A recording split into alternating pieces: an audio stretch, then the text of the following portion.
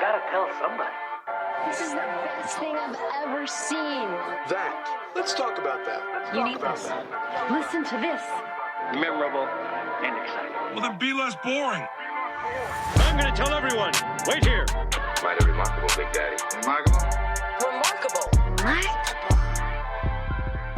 Welcome to Remarkable, a podcast for B2B marketers that deconstructs the most iconic moments in film, television, pop culture, and advertising for a single purpose: to give you, the B2B marketer, the same storytelling techniques that the pros use.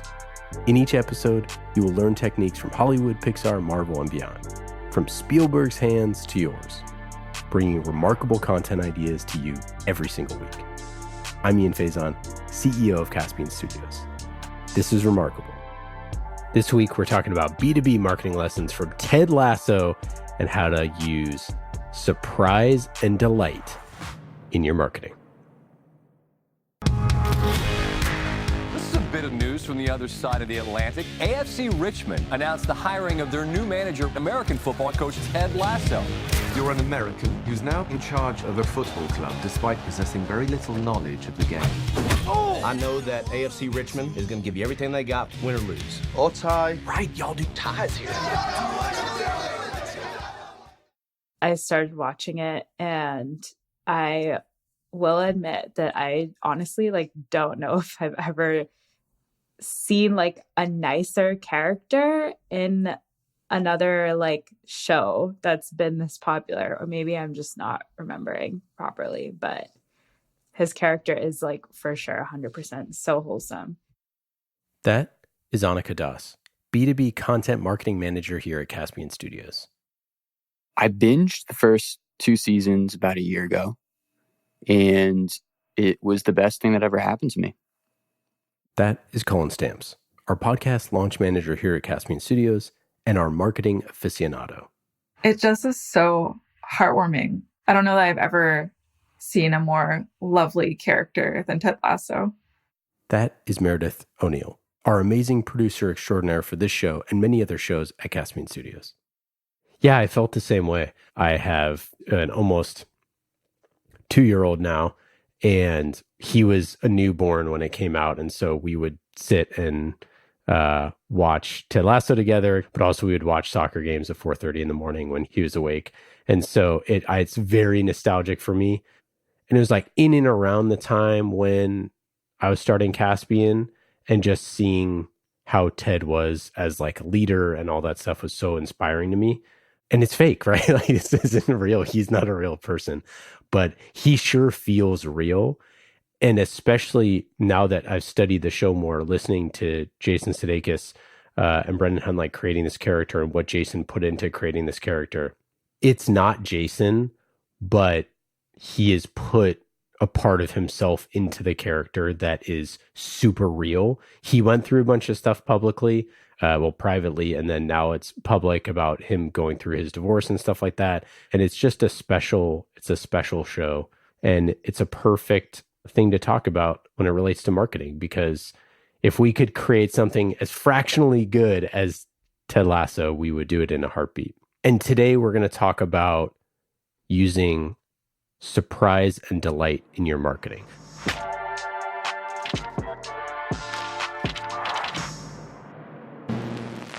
This is actually something that most people talk about when they talk about product, those little moments of when you create any type of product or experience, whether it's a B2B technology or whether it's, you bought a new pair of Lululemon shorts, or whether it's, you buy an iPhone.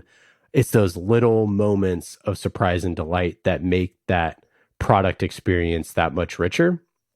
And I think when we think about it from a marketing perspective, it's how do you create moments of surprise and delight in your marketing?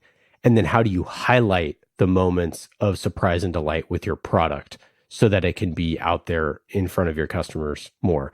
And I think Ted Lasso is the perfect example of how content can surprise and delight you in this new world that we live in, this highly hybrid digital world where the show is so popular and talked about there's social media pieces, there's inside the content, there's external to the content, there's how they talk about creating the show. And we'll get into all of that stuff here in a second. Meredith, zooming out. What the heck is Ted Lasso? Ted Lasso is a comedy series about this unwaveringly positive and wholesome American football coach. Knock-a-doodle-doo. Good morning, Coach Lasso. He's played by Jason Sudeikis, and he gets hired to coach a British soccer team, this fictional team called AFC Richmond. And it plays off the phrase, which Ted Lasso says, football is football no matter where you play it. And they're obviously two very different sports, place to place. The series is run for 2 seasons. They aired in 2021 and 2022, and it's been renewed for a 3rd upcoming season. It also stars Brendan Hunt as Coach Beard and Hannah Waddingham as Rebecca Welton. It's an Apple TV Plus show, and it's won 11 Emmys. It actually got 7 in its first season, with 20 nominations overall, and it's the most any comedy series has ever won in its first season. For me, success is not about the wins and losses. It's about helping these young fellas be the best versions of themselves on and off the field. Oh, one other thing that we should talk about before this. Ted Lasso is the child of marketing. So for all the marketers out there listening that want to create great content, this character was created by a marketing team. Like, obviously, Jason Sudeikis and Brendan Hunt were the brainchild behind it. But the reason why it was made in the first place was for an ad for NBC to promote the upcoming Premier League season. And they made this 4-minute, silly, funny video with the idea of is football to get American fans more interested in the Premier League, which is going to be on NBC, and to sort of poke fun at, imagine a football coach going in and being a soccer coach. This was created by marketers, and then it eventually took on a new life. And to me, the first part of surprise and delight of Ted Lasso is that you can create something in marketing that is so simple and elegant in its premise. A soccer coach or an American football coach taking over a Premier League team, right? It's a classic fish out of water story, right? And just take that, make a tiny short, and from there, expand upon every single facet of what would happen if this really did happen. Why would it happen? Why would this person go? Who would hire them? I hired you because I wanted this team to lose. What would their approach be? What would their management style? What would be happening in that person's life in which they would go and do that thing? What kind of person would they be? How would the fans react? How would the players react? All of those things was started because a bunch of marketers are like, how the heck are we going to promote soccer in America? And like, to me, that stuff is always super inspiring and exciting. And I love that, because we wouldn't have Ted Lasso if it wasn't for NBC trying to figure out how to get people to watch soccer. It's incredible, right? And it goes to show that that team at NBC, who knows how much they paid Jason and Brendan Hunt to do that. And that video has been viewed 19 million times on YouTube. And it created this super mega smash hit show that we all love. Football is life. So, Meredith, how does Ted Lasso use surprise and delight? I mean, we've talked about how positive he is through all of the adversity he faces coming into the UK football scene. Sorry, Nate, I have a real tricky time hearing folks that don't believe in themselves, so I'm going to ask you real quick again. Do you think this idea will work? And so everything's stacked against him, but he really just boils everything down to basic humanity. Like, he treats everyone like they can contribute ideas, like including Nate, the team manager. So I thought if we started the attack on the wing, Jamie could run through near side, then when the defence follows, Sam could fill his spot. So use Jamie as a decoy? No. No. Well, in this case, yes. He also has these like foundational beliefs that you want to stay in the present. And so he tells one of his players who's kind of like beating himself up, like, be a goldfish. You know what the happiest animal on earth is? It's a goldfish. You know why? No. Got a 10-second memory. Be a goldfish, Sam. So he's just like telling people, Don't dwell on the past, don't dwell on your mistakes, like keep moving forward, keep being present. He does everything through these little gestures, right? So he gives these little plastic army men that he got from his son to people who need a little bit of support. I thought maybe it could be like a symbol of resilience. And then he's constantly gifting Rebecca, the owner of the team, these shortbread cookies. Where did you get these? I'm glad you like them. But it's really a gesture of like wanting to spend time with her, to get to know her, to build this relationship. And so for him, it's like all about building relationships, all about supporting people from the ground up. And even with these like small gestures, like he fixes the water pressure in the locker room. He throws a birthday party for that one player who's really struggling, shows them that they matter. He has all of these beliefs of like, everyone matters. Let me show people that they have value and that their ideas matter and that we're going to just keep moving forward and, hopefully find success. So through these little gestures, I think just supports them from the ground up. Yeah. So Ted as a character, he believes in surprise and delight. Like it is one of the core philosophies that he has. You can see everything he does is about surprising and delighting the people around him by learning things about them and then exceeding expectations.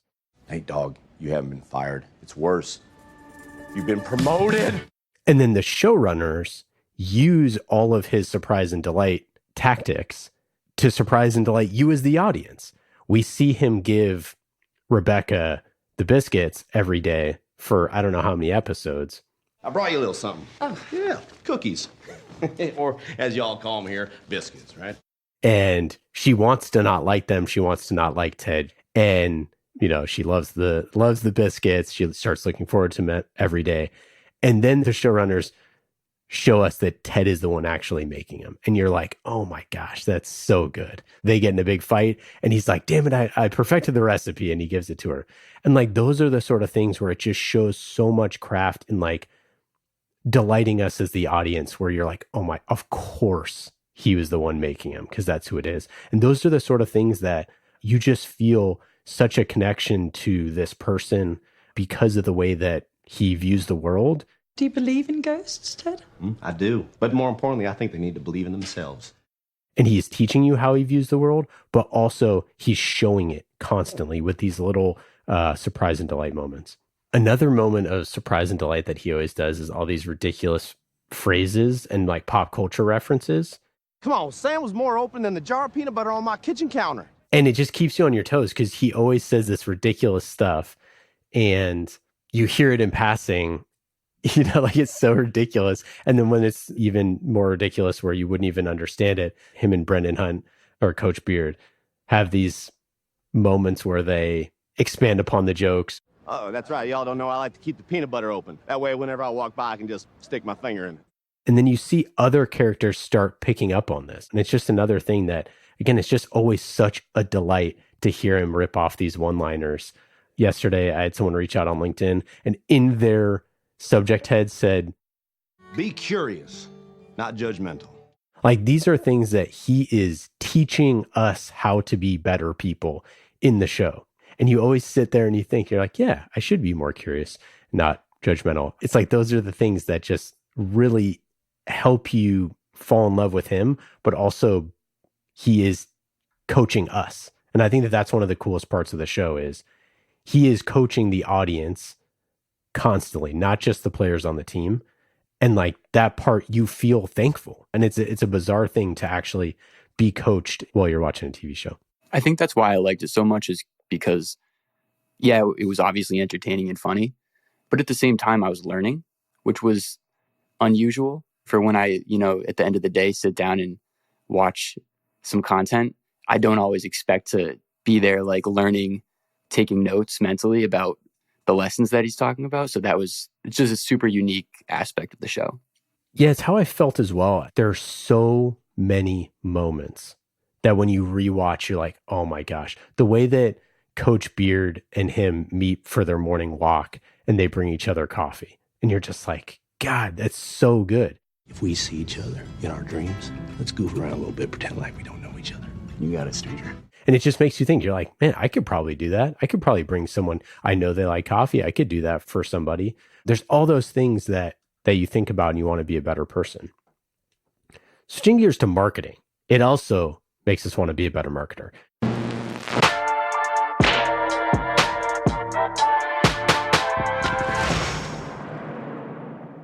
Now, it's insanely hard to try to build a character like Ted Lasso, right? Like, this is something that I think is not really, it doesn't feel attainable for us in that way. But there are so many things that he does, these surprise and delight moments, that I think we can put into our marketing.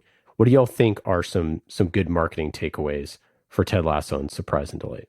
I think something from Ted Lasso is, like you mentioned, Ian, just like these simple acts of kindness that we're watching as like audience members, and you think to yourself, oh, that's like really sweet. Would love if someone brought me a coffee in the morning. How do you take your tea? Well, usually I take it right back to the counter because someone's made a horrible mistake. Or like, I could totally do that. Or I could like be more positive and like amp up my team at work, or like just be more friendly to my neighbors or whatever. So I think it's like speaks to the point that everyone loves random acts of kindness. And I think when it comes to marketing, it's sort of like the same thing. Like if a brand is able to show that they understand the wants and needs of their customers, they can sort of gain that customer loyalty. And that's where surprise and delights come in. Like if they execute a surprise and delight idea really well, customers are definitely more likely to be brand advocates and stick with the brand, especially on social media. So like using surprise and delights can help increase brand awareness, but also companies can use it as a retention strategy. And I feel like you see a lot of companies do surprise and delights at events with gifts and like physical things like swag, branded t-shirts, mugs, pens, like all of that. Well, thank you. But I think there's like a more unique approach to it that you see more companies doing now. And that's using the power of like social listening to really understand where their customers are, what they're super interested in, what they're listening to, what they're watching, like what trends they're really into that are not related to the company at all. It's literally just like, what are your customers into? And like, how can you sort of play into that to show that you're listening and that you understand your audience and show that you care and want to do something that makes them feel good about whatever they're passionate about. And like one thing that I was thinking about is how Qualtrics sort of did this at one event. They did like a couple of years ago, I think in 2019 before the pandemic. And they basically asked conference attendees to like tweet them a wish that they promised that they would deliver in real time. You spoke to God? So someone tweeted like a pillow, a dog, a margarita. Are you drunk? Lots of Popeyes. Like we want all of this to like come to life in the conference. Another team member said they would love a pair of like Nikes or sneakers so they can get out of their heels. And an hour after she tweeted it, like Qualtrics delivered her Nikes so she could change out of her heels. They were like actively listening on social and interacting with people, the conference attendees that were like tweeting sort of what they wanted. They also brought out a puppy on stage because a lot of people had tweeted that they would love to have like puppies at the conference. So just little things like that ended up gaining a lot of social traction, definitely helped increase their brand awareness and just general sentiment overall. So I think brands can do a lot of that at events and even pop-up events by just relying on your audience's emotions, building that connection, whether it's at a physical event or a virtual event, doing like these different digital surprises, helping customers celebrate a milestone. Like if a customer tweets that it's their birthday or their anniversary at work and it's a customer that uses your product or service pretty often, just sending them a bouquet of flowers or like a celebration gift, something just like personal that's completely unexpected, I think shows your customers that you are like actively listening and trying to find creative ways to just engage and entertain. I love the social listening piece. I think it's so true. I have two sort of examples from that. One is, this is timely soccer reference, that's why I wanted to bring it up. One of the soccer accounts, the Team USA's goalie, Matt Turner, there's a little kid he's his biggest fan. and he's not good at writing. And so he like wrote and rewrote a letter to Matt Turner like over and over and over again because he wanted to like ask him for a jersey or whatever. But like a fan account retweeted it, tagged Matt Turner. Matt Turner immediately responds like, yeah, I'll get him a jersey. Like, let me get the contact info. That's the sort of stuff that brands could so easily do. Get the credentials to the big accounts, alley-oop stuff that is cool that's out there in the world that y'all care about. And like, that is such low-hanging fruit. And the way that they do that at Ted Lasso is that Ted Lasso's account has 761,000 followers on Twitter. The bio says, father, coach of AFC Richmond. I have a tricky time hearing folks that don't believe in themselves. And one of the things that they did, which is a surprise and delight thing, was a little while ago, and I forget whose account it was. It might have been Brendan Hines. They did a video, and in the background on the whiteboard had all these plot lines from Ted Lasso, and like on like sticky notes. And one of them was like, Ted dies, ? And it was like in like season 3 or whatever. And it was all totally fake Easter eggs. Like none of the plot lines, like they were all ridiculous plot lines that wouldn't happen. And it's like those little things that show that the creators understand the world. They understand fan service, little things that they do, but also it connects to the real world and it connects to them posting. They did a bunch of posts when the men's soccer team was in the World Cup. They did all these billboards where it was written like a handwritten note from Ted Lasso about all the different players that they put on billboards in the players' hometowns. Super cool. They also made Ted Lasso in the most recent FIFA video game, so you could actually see that. EA Sports. I'm in the game. Oh, did I sound like the guy? Yeah, you sounded like the guy, Ted.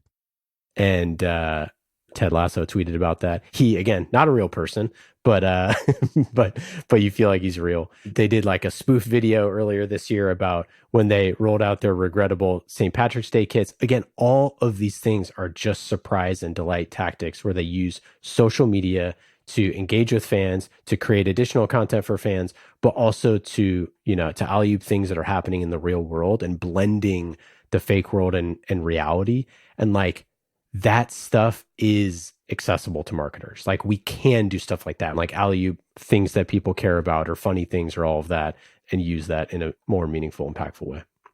It's really just becoming a little bit more human and thoughtful about your audience and realizing that everyone doesn't want to be sold to 24/7. And I think surprising and delighting your audience, even for like a B2B audience, it can be as easy as, all right, today we're not going to post like promotional stuff on LinkedIn. We're going to just send out like a nice, have a great day post. Like it's something as simple as that, just to show that like there's people behind the brand and they're acknowledging their audience as people as well. I mean, personally, I'm subscribed to they're more B2B brands. I'm subscribed to their like text messaging updates.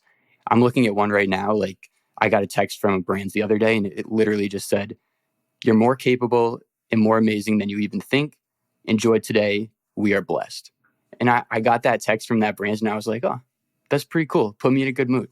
So like just the little things can really go a long way.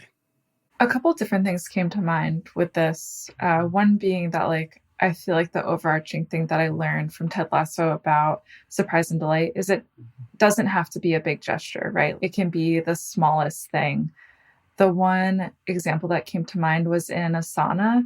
The first time I used Asana and completed a task, it sends this like dancing weird cartoon across the screen. And it happens so fast and it's so goofy. Like for a tool that is like pretty straightforward, I mean, it can be a totally dry experience, right? To have this funny little thing pop out and just be like, you completed something, you know, like congratulations.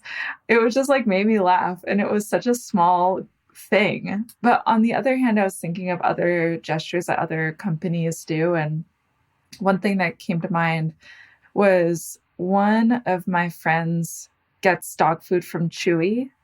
And she ended up having to put her dog down and had an unopened bag of food and emailed them and just said, you know, can I return this? And they asked why. And she told them and they said, we're going to refund you for the bag of food. Please donate it to a shelter. And she was like, wow, that's amazing. And then flowers showed up at her door, and it was from Chewy, and it was handwritten note, we're sorry about your loss. And it was like, that to me was like above and beyond. And this brand didn't have to do any of that, That's so sweet. One that I'll mention is I recently bought some custom t-shirts on Custom Ink. And I've been a Custom Ink customer for, literally a decade. And it didn't come in the wrong color, but it definitely came in a color that I did not want. And the website just doesn't look the same for this color. It was more of a heather gray, to be honest. And I want that like more of a nice light gray. And so I emailed Custom Ink and I'm like, hey, it just doesn't super look like this. I like showed it to my wife. I'm like, this doesn't really look like this. Anyways, they got back to me right away. They're like, hey, super sorry. Here are the options. You can have 30% off of this and you can keep it, or we can send you a version of a slightly darker gray shirt to see if that's what you like. And then we can fulfill the return and return it at no charge. And the thing I love about that, it's cool that they're fixing a mistake that you could say is part on them, but maybe more on me, but probably 50-50 blame there. But that they came so quickly with two options of like, here are both really good options. One, we can, fix it all, but with an added layer of like, we really want to get it right. And then the other piece is like, hey, you can just have a discount and keep that stuff so you don't have to deal with the headache. And all of that is cool. And all of that is sort of built into their product. But it made me think, like, how many times do you have those things for your product? These really good break in case of emergency scenario planning that we never actually put into our marketing. Like, that would be a killer ad campaign for Custom Ink, is like the moment where you open up the shirt. You imagine, you can paint the ad, the picture in your head of like, the person sitting there at 2 a.m. crafting this on Canva, doing the designs. Not that I was doing that. Crafting it, getting the final designs, sharing it with their friends, getting all excited, looking at the mocks, like, hey, this is the t-shirts we're going to get. And then opening it, it shows up and the color doesn't quite match. And you're not furious. You're just like, no, this isn't exactly what I wanted. And they're like, oh, don't worry, Custom Ink has a solution for this. Here are your two options.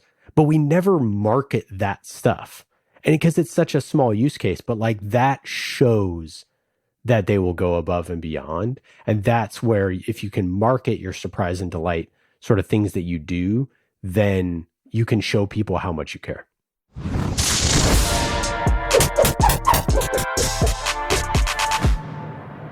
Okay, I think we got to talk about the dart scene, because it's maybe the greatest scene in TV history, as an all-time surprise and delight moment. Ted sitting down with this truly despicable person who, by the way, used to play a good guy on Buffy the Vampire Slayer. Shout out to Giles, the actor who played that, for all you Buffy heads. So he's so awful, and Ted is such a good guy, and he's trying to protect our girl, and he gets himself into deep water, seemingly. And him doing the Inigo Montoya, oh, I actually am not right-handed, I'm left-handed. Barbecue sauce. And like, you would have known this stuff if you had asked. And giving his sort of backstory is just truly sensational storytelling. And that level of subversion for the listener is another thing that you can add into your marketing to say, like, oh, I didn't really give you the whole story. And to surprise and delight people with that type of storytelling is so cool and fun and interesting. And it's so rarely done. It's so rarely done. And literally just taking a playbook out of The Princess Bride. Oh, we should do that as an episode. But taking a playbook out of Princess Bride of like, I'm actually not left-handed, I'm right-handed. And doing that same thing with the dart scene is just like incredible. And at the end of that, you're just like, man, I should not be as judgmental as I am. And I should be asking more questions. And like, that is a great lesson for marketers. If you are asking more questions, because if they were curious, they would ask questions. Then you're going to get those second and third and fourth level things about people that can make all the difference. Questions like, Have you played a lot of darts, Ted? To which I would have answered, yes, sir. Oh, Colin, share the one, the Gary Vee thing. Oh, yeah. So I'm subscribed to Gary Vaynerchuk's text message list, like text alerts. And one day, a couple years ago, I randomly got a bouquet of flowers in my door, and it was from Gary. And there was a handwritten note from him, pretty much just saying, like, you're awesome. Have a great day. I love you. You know, some Gary Vee stuff. You know, I think that if you care about someone and you got a little love in your heart, there ain't nothing you can't get through together. You know what I'm saying? And it was so random. I don't know Gary, and I had no reason of getting those. But then he said that he just sent them out to a couple people who were subscribed just because he was feeling like it. And it was awesome. I mean, it made my day. I told every single person I knew that it happened. So that was a great surprise and delight moment for me. Very memorable. I love that. So awesome. All right. I think we did it. I believe and believe. I think we crushed Ted Lasso Surprise and Delight. Any final thoughts, anyone? All right. Thanks y'all for listening, and be curious, not judgmental. You listen to me, Coach Lasso. You are not going anywhere because we have work to do. Well, that's it for today. I hope you got some good ideas for your B2B content. Thank you for listening to Remarkable. I'm Ian Faison, CEO of Caspian Studios. Remarkable is created by the team at Caspian Studios, B2B podcast as a service. Caspian also creates fiction series for B2B companies, so if you want a business thriller, you can learn more at caspianstudios.com. Hollywood-style storytelling for B2B. And in today's episode, you heard from myself, Ian Faison, Colin Stamps, our podcast launch manager, Annika Das, B2B content marketing manager, and Meredith O'Neill, senior producer here at Caspian Studios. Remarkable was produced this week by Meredith O'Neill, mixed by Scott Goodrich, and our theme song is Solomon by Falak. Be remarkable and rise above the noise.